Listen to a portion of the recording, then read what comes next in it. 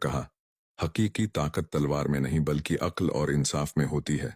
बादशाह ने नौजवान को अपनी जिंदगी के कई तजुर्बात सुनाए। उसने कहा, अगर हुक्मरान मुंसिफ न हो तो सल्तनत बिखर जाती है।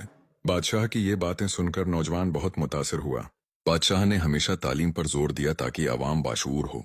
उसने बहुत सल्तनत अच्छा में कई किया। तालीमी इदारे कायम किए। तालीम बहुत वेरसीन ज़रूरी की होती है। सल्तनत में सड़कें, कनवें और पल बनवाए गए ताकि आवाम को सहूलत मिले। उसने किसानों के लिए खुसूसी सहूलतें फराहम की। हर साल एक बड़ा दरबार लगता जहां आवाम अपनी परेशानियां बयान करते। एक खूनी दिन एक कचहरी। बूढ़ी औरत दरबार में फरियाद लेकर आई। उसने कहा, महाराज, मेरा बेटा गलत इल्जाम में कैद है। बादशाह ने फौरन मामले की तहकीकात का हुक्म दिया। जब सच सामने आया तो पता चला कि उसका बेटा बेकसूर था।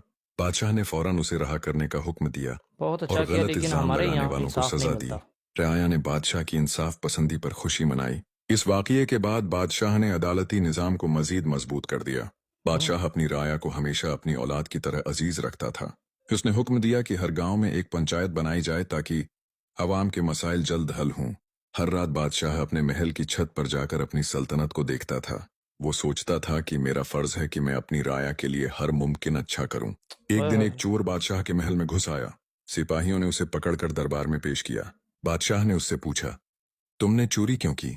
चोर बोला, महाराज, मैं बेरोजगार हूं।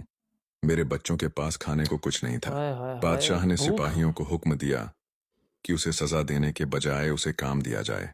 चोर बादशाह की रहम दिल्ली देखकर बदल गया और मेहनती आदमी बन गया। बादशाह जबरदस्त। की सल्तनत खुशहाल होती जा रही थी। राया उसके फैसलों से मुतमईन थी। वेरसैन ने कई नेक काम किए जिनकी वजह से लोग उससे मोहब्बत करते थे। उसने बेशुमार मंदिर, मसाजिद और दीगर इबादत गाहें तामीर करवाएं। बादशाह ने जबरदस्त। हमेशा मजहबी रवादारी पर जोर दिया। वो बहुत अच्छा कहता किया। था, मजहब का एहतराम हर शख्स पर लाजिम है। उसकी करना भी सल्तनत में चाहिए। हर शख्स को आज़ादी हासिल थी। राया उसके इंसाफ